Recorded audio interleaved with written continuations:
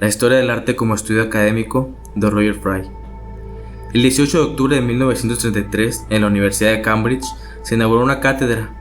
Se puso a cargo de un reconocido crítico y curador de arte, un intelectual de larga trayectoria sobre el que cayó el peso de una área académica que parecía inconclusa hasta entonces, la historia del arte. Roger Fry dictó un discurso inaugural a los 66 años. 9 meses antes, Hitler había tomado su lugar como canciller en Alemania. En realidad, los tiempos convulsos que comenzarían en Europa se habían heredado desde el fin de la Gran Guerra. La posibilidad de buscar un ideal estético objetivo, ahora más que nunca, se disipaba. El horror, la sangre, la multiplicidad, era el nuevo sentido de la historia que corría rumbo al hombre nada de Sartre, a la disolución de las verdades o la noción de progreso histórico que denunciarían Adorno junto a los otros críticos de Frankfurt. La búsqueda de la verdad era menos importante que la búsqueda de la paz. Por eso, interesaba más que el arte fuera un pasadizo para dos cosas posibles. Por un lado, fungía como ese pequeño hueco en el que el hombre podría refugiarse de la crueldad del mundo, donde su subjetividad podía andar libre, con los pies descalzos, ignorando toda posibilidad de darle valores objetivos.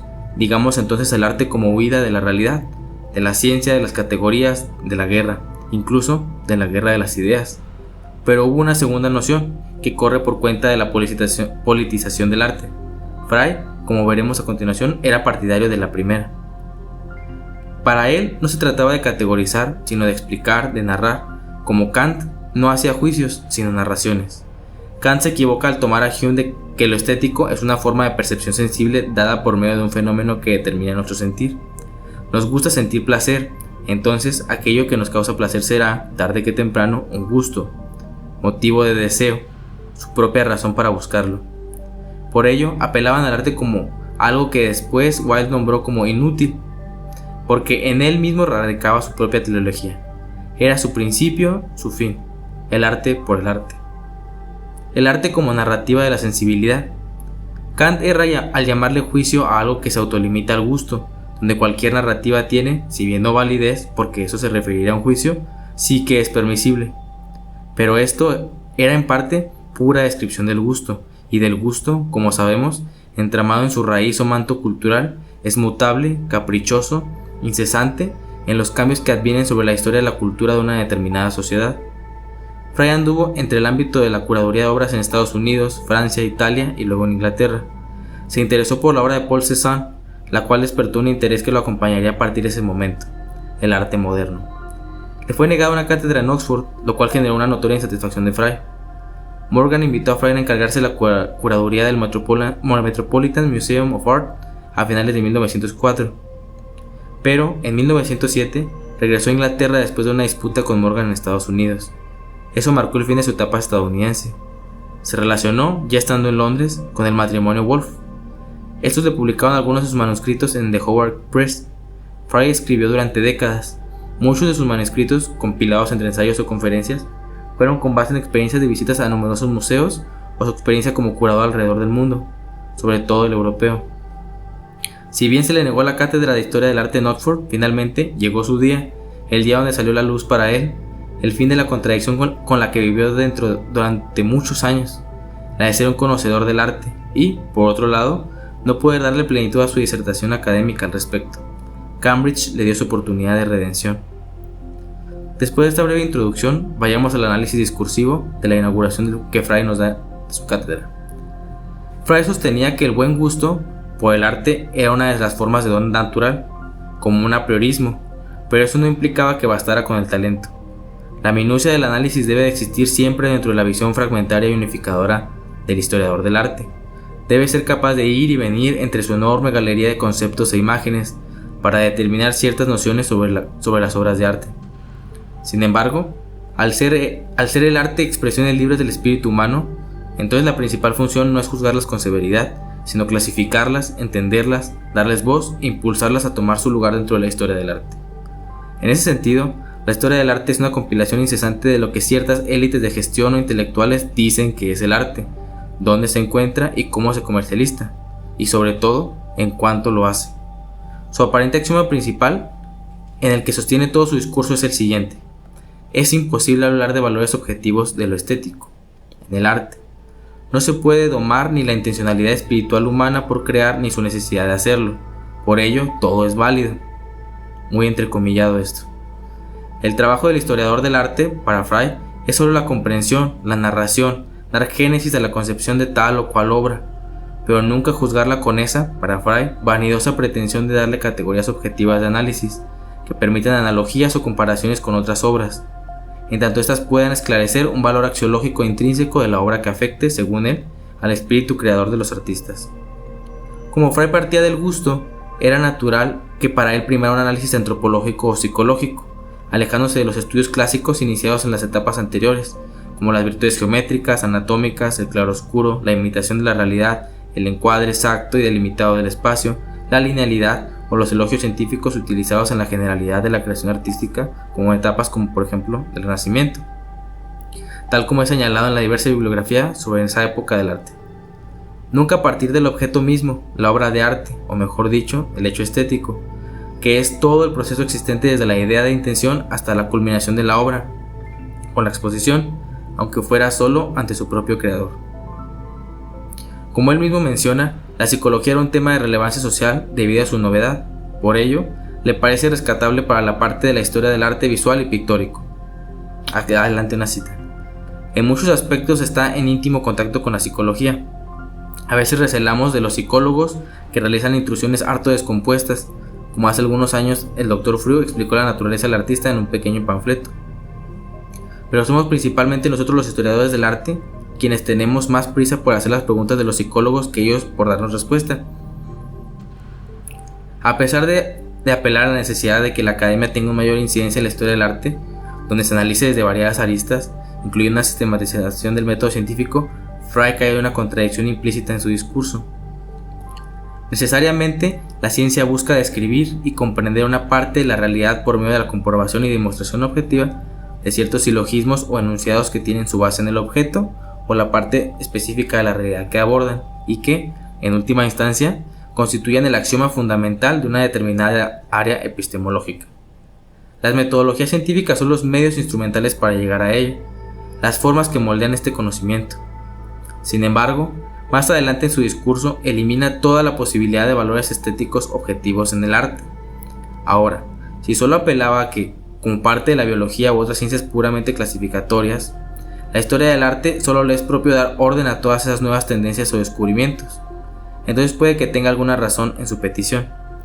Pero la biología tiene muchas más aristas y muchas más formas de análisis mucho más complejas, a diferencia de lo pedido por Fry.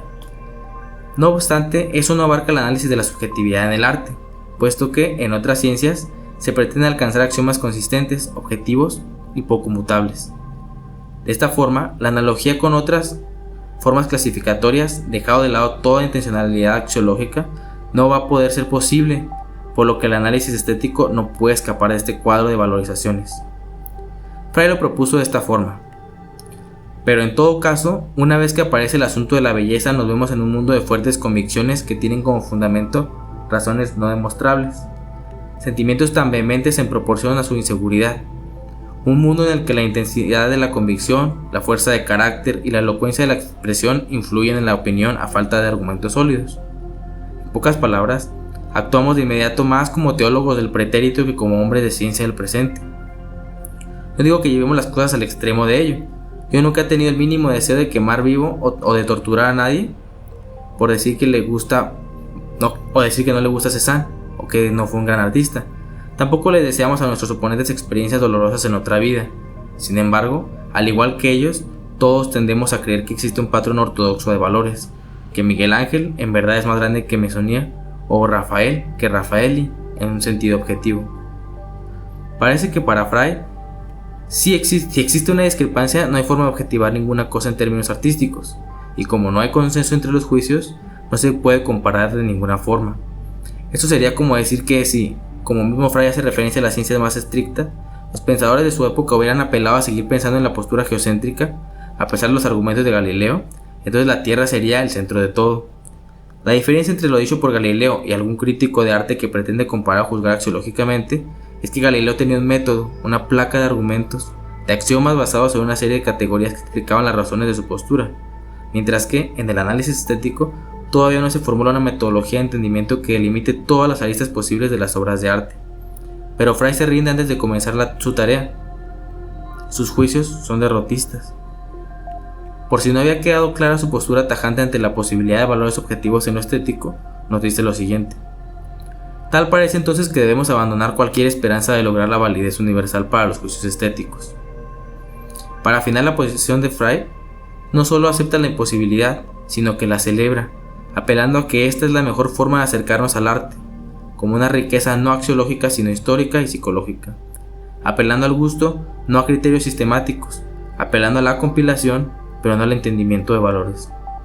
Fry pide que seamos más como científicos modernos que teólogos medievales, pero él mismo se comporta como un teólogo dogmático que no quiere que nadie socave sus creencias basadas en la pura fe, en la pura intención de que discutir sin ningún sentido ni finalidad sobre lo que nos parece más bello o menos bello, trivializando la cuestión estética a una simple parece que va a llover, está nublado, mientras el otro responde no lo creo, mientras los dos sujetos se encogen de hombros para irse a seguir con su día. Fry sigue aduciendo a supuestas pruebas que se remiten o limitan a experiencias personales, comparativas, cargadas de emocionalidad innecesaria para hablar de términos serios. Es claro que pretende dirigir nuestros sentimientos, pero no nuestra razón.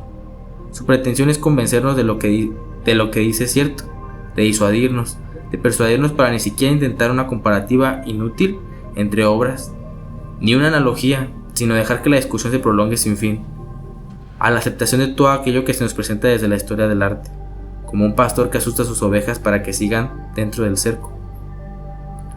Fry habla de perfeccionar nuestra sensibilidad, de mejorar nuestro gusto, pero a la vez, ¿qué sentido tendría eso si cualquier postura tendrá el mismo peso? ¿En qué dirección sería? ¿En la que fuera que nos hiciera sentir placer o alentar a nuestro gusto? En la ética, por ejemplo, decir esto sería impensable. Ni los utilitaristas apostarían por la más pura y primitiva sensibilidad infundida en ese placer de libertinaje sin rumbo. Es curioso porque tanto la estética como la ética son consideradas partes de la filosofía práctica y axiológica. En cambio, una con criterios o intentos para lograrlo, cuando, en la otra zona, la estética se repliega a hacer una conversación banal sobre nuestros gustos. La estética como descanso del mundo que sí es objetivo, válido, serio, vuelta a un capricho imperecedero de la humanidad. La postura de Fry, a pesar de ser antiquísima, para esta etapa de la historia que envejece rápido y bastante mal, sigue siendo ampliamente aceptada, difundida o cercana a la academia. Lo preocupante no es la prevalencia de esta axioma o postura, lo que se oculta de atrás es lo verdaderamente preocupante. El ocultamiento de la cobardía, de la pereza, del elitismo de gestión artística, de formar artistas de arena que banalizan a la estética. Pero no todo prevalece en su noción estática. Hubo una pregunta por el ser o por lo bueno, pero se ha olvidado la pregunta por la belleza, por el hecho estético, que es, por necesidad, un humanismo creativo. No está allá fuera en la naturaleza ni en la mera acción de bondad, ni en la percepción sensible. Presenta un proceso de consolidación, de pensamiento, de creación, de tecnificación para lograr la sublimidad. Debemos dejar de replegarnos. Es el comienzo de la historia para la estética. Comunidad curiosa, muchas gracias por acompañarnos hoy. No olvides darle like a este video si te fue de utilidad, suscribirte y activar la campanita para que recibas todas las notificaciones. También puedes suscribirte a nuestro Patreon o apoyarnos directamente en nuestra cuenta para que este canal continúe, además de tener acceso a contenido exclusivo, peticiones especiales como asesorías o cursos especializados. Por último, puedes dejar tus comentarios, dudas o peticiones en la caja de comentarios o en nuestras redes sociales directamente. Hasta pronto.